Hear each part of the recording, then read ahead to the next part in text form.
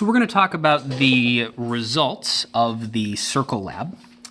And the first thing you're going to need to do is just draw the general shape of your graph, which if you followed the graphing instructions correctly and took reasonable data, should look, as far as the basic shape goes, you know, the equation and the numbers might be a little different, but the basic shape should look like this. It should be a straight line with sort of a positive slope. And so we are just going to, into our notebook, sketch the general shape of our graph and make sure we label the axes. So this was the circumference. I'm just going to abbreviate that as circumf in lines. And the diameter.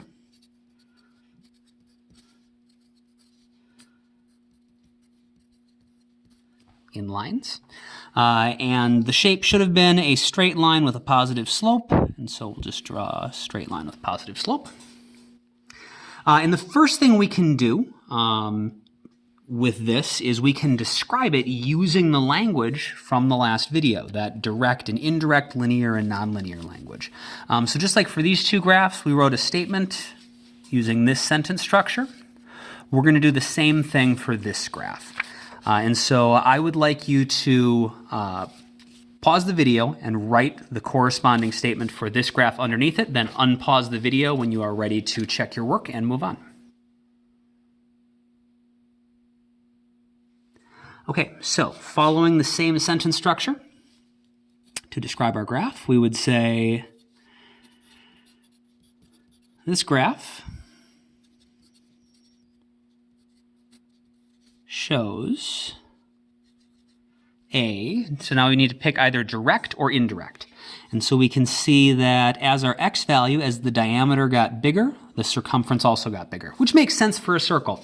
If you have a circle that is a shorter distance across, it's also going to be a shorter distance around, and as the circle gets further across, it's going to get further around. And so as the diameter increases, the circumference increases. We said that was a direct relationship. When one gets bigger, the other gets bigger. So this graph shows a direct relationship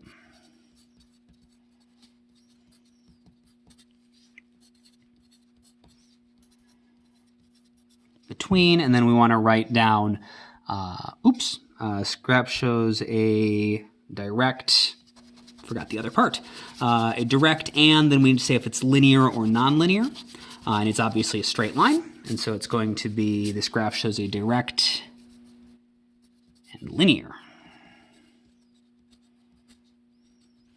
relationship.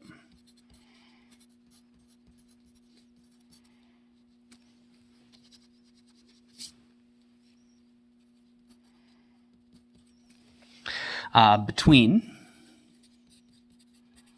and then we want to say the two things that we found that relationship between. So in this case, diameter and circumference.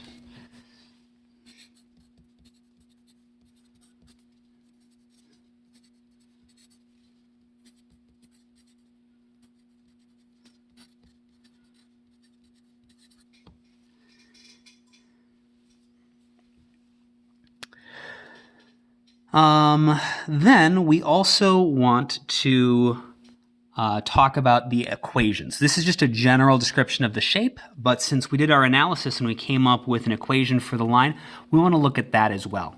And so either off to the side or underneath, wherever you have space, now we're going to write the equation that you got. Reading the equation, you'll notice that so normally like in math class, when we have the equation for a line, it's y equals mx plus b. And this looks almost like that. We have dot equals a number times x plus another number. And so this 3.16 on mine, or whatever it is on yours, the thing you're multiplying by x, that's the slope, that's m. Plus another number, that's b, or the y-intercept. This r squared is something else, and so we're only going to look at what's over to the left of r squared. But then it doesn't start with y equals, it has dot equals. And what this dot is showing is that whatever line on your graph matches the color of this dot, that's the line that matches this equation. And so this is y, but it's specifically the y values for the line that matches that color. But when we write it in our notes, we're not going to write dot. We're just going to write y equals whatever your number is times x plus whatever your other number is. So I'm going to write down this equation. You're going to write down the equation that you got in your lab. So mine was y equals 3.16x. I had plus a negative, so that's minus 0.302. And you are going to write down whatever you got. Now we want to figure out, what does this equation mean? What is this actually telling us? And so if we were actually in class, what I would have everyone do is shout out the slope that they got. And we'd hear a bunch of numbers. So I got 3.16, someone else maybe says 3.12, 3.2, 3.1, 3.15, 3.14. Maybe some people got 3 or 2.9. Other people might have gotten 3.5 or 3.6, but there's going to be a lot of people saying 3.1 something, 3.2 something. And so then once we heard everyone say their numbers, the next question I would ask, if you could see each other's slopes, is, well, what does everything seem like it's close to? And based on the numbers I just said, they're all sort of hovering around a mathematical constant, which is pi.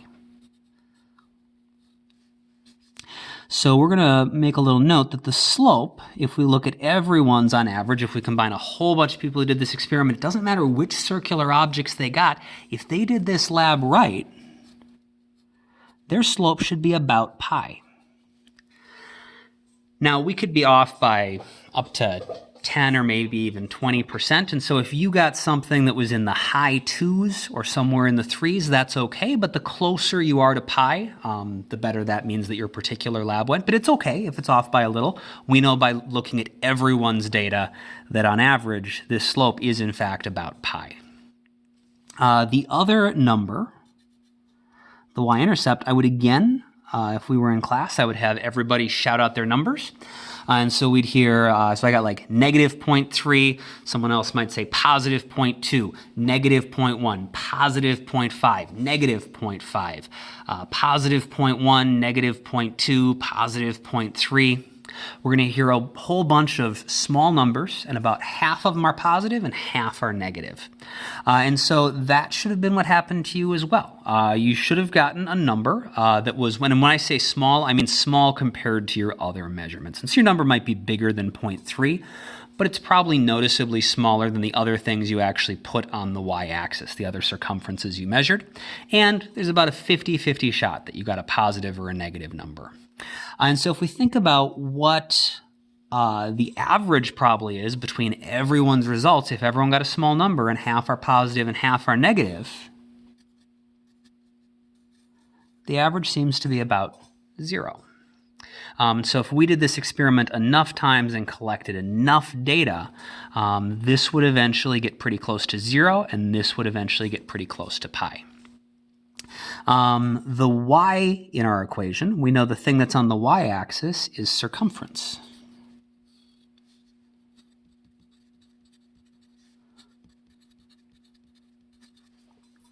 And the x-axis, we know the thing that's on the x-axis is diameter.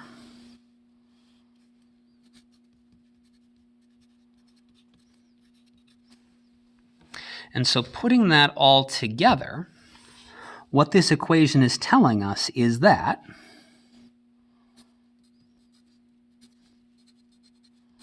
the circumference, the y value, the circumference, is equal to, we said this is about pi, so the circumference is equal to pi times the x value, which is the diameter,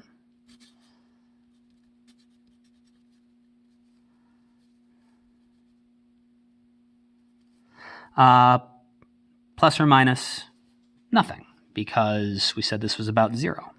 And so we get the equation circumference equals pi times diameter, which should sound kind of familiar. That is something that you should have learned in geometry class. That is the way you can calculate the circumference of a circle. And this is how people originally, thousands of years ago, when they first figured out this relationship, would have actually measured pi, because before everyone knew what pi was, someone had to figure it out. And the way they would have figured it out is by doing this, by measuring a whole bunch of circumferences and diameters, and then by putting them on a graph, we can get a really good measurement of pi by just finding the slope of this graph. And because of the way line equations work, the y value, the circumference, has to equal that slope, pi, times the diameter. And so we actually have experimentally measured pi. We have an experimental value for pi. So minus 3.16, which is pretty close to 3.14. Again, yours might have been a little bit further off, but whatever it is, that is an experimental measurement of pi. It's not necessarily perfect, but it is a measurement. And we want to try to find a way to describe just how good that measurement is. And so we're going to quickly calculate a percent difference. So our slope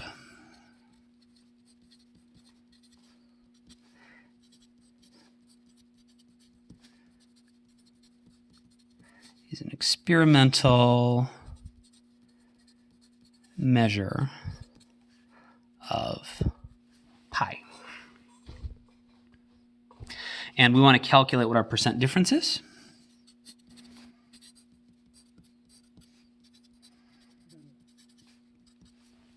The way you calculate the percent difference is always going to be, you're going to do the absolute value of the actual value,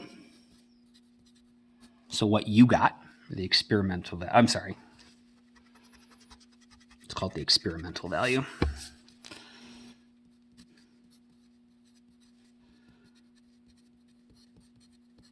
So the experimental value, what you measured in your experiment, minus your theoretical value. So that's what it's supposed to be, divided by what it was supposed to be, the theoretical value.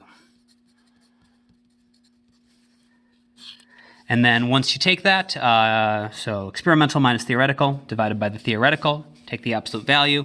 That's going to be in decimal form. If you multiply it by 100%, it'll then be a percentage. And so for me, my percent difference, my experimental value, the value I got from my graph, was 3.16. The actual value of pi, what it's supposed to be, because we said our slope was supposed to be measuring pi, and so the theoretical, what pi should be, is 3.14. I want to divide by the theoretical, or the correct value, 3.14.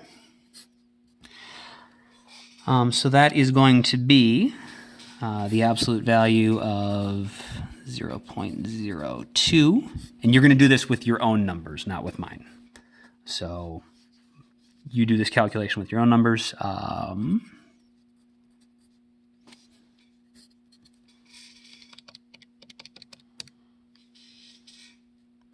Take 0.0064 times 100%. It's going to be 0.64%. And so my percent difference is 0.64. And we're not going to call it percent error, because error implies that we did something wrong. And this actually, if we did the experiment right, it's not necessarily an error. It's just the experiment isn't perfect, and so our answer might be a little different. So my percent difference was 0.64%. You're going to calculate what yours is. And as a general rule of thumb in this class, if you are within 10% for the kinds of labs we do and how quickly we do them, that's a pretty good result for the first time through. For this first lab, you could be off by even more than that. You could maybe be off by 15%, maybe 20%, if your objects weren't perfectly circular or something like that, and that could still be okay. But if you have a percent difference of like several 100%, or you're off by like 60 or 70%, that usually means something went wrong. And the most common thing that goes wrong for people is they have graphed everything backwards. And so if you accidentally put your diameter values on this axis and your circumference values on here, your slope's going to be inverted. And you're going to get something closer to like 0.3. And so if you got a slope of something in the 0.2, 0.3, 0.4 range, you probably made your graph backwards, and so you'll want to fix that, and then you'll actually have a good measure for pi. And so the last thing we need to talk about is why is this number off? Why is mine 0.64 off? Why is it okay for us to sometimes be as much as even 10 or 15% off? What's causing that, and what could we maybe do about it? And so that'll be what we talk about in the next video.